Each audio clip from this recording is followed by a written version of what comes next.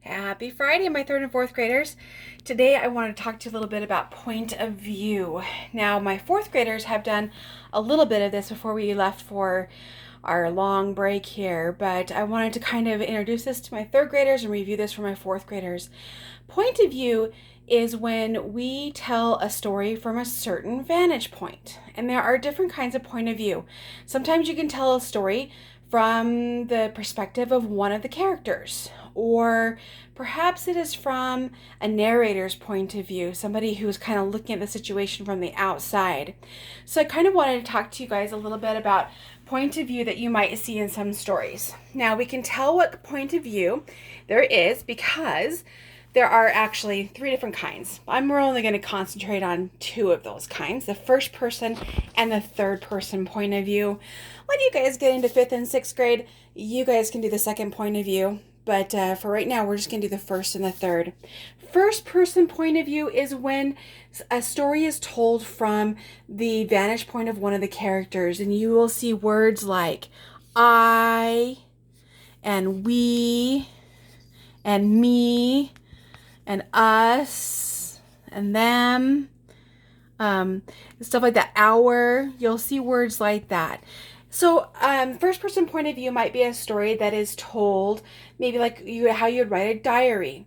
We went to the store today to buy some milk.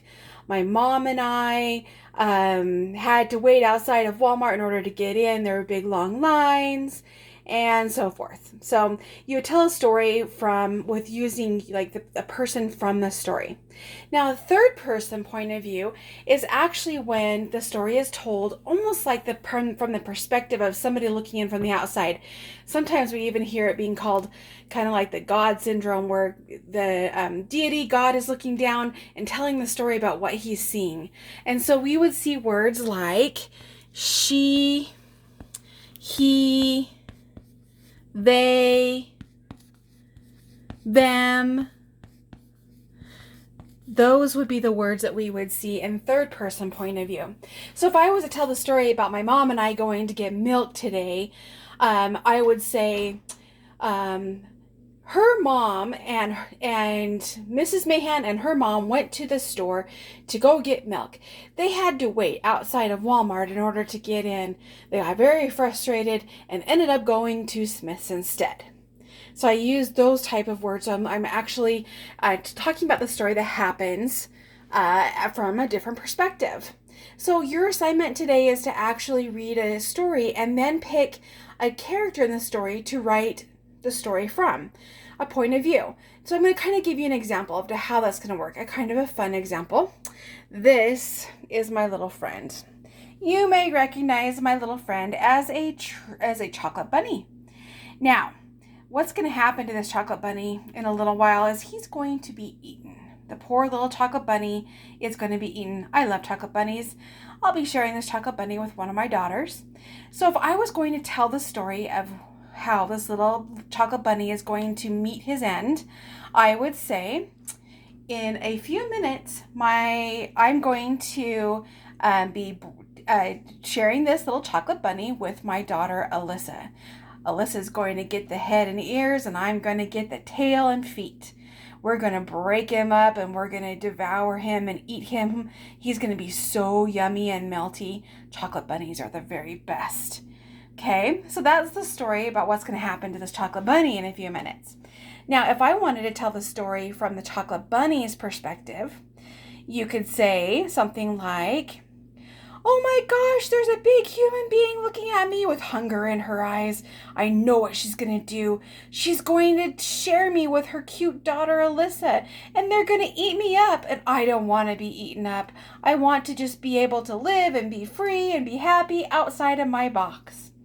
But then that would be the story from my chocolate bunny. Now, Max apparently has decided that he is going to come in and tell the story as well. And this is my daughter, Alyssa, oh my God. who's hiding now. So we're going to see if she will tell the story, because I told the story about me sharing the chocolate bunny with her. Are you going to come tell the story, Alyssa? No, she ran away. So if Alyssa was going to tell the story about the chocolate bunny, she would say, My mom just came down the hall and gave me half of the chocolate bunny. She gave me the head and the ears. Huh, Max?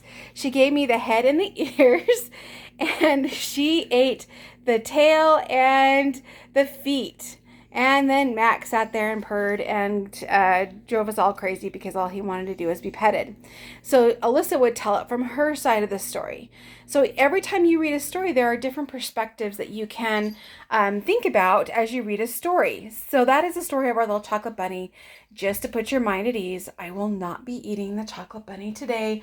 I will give him a pardon, which means that I will forgive him and he will be able to live for a little while longer. Although, I don't know, he might not be able to live for much longer because he's my last chocolate bunny. So we'll have to see. I hope this was a fun little lesson on point of view. Max says, have a great day, although he's not looking at me. Hey, Max, kitty, kitty, kitty. Say goodbye, guys. See you guys. Have a fantastic Friday.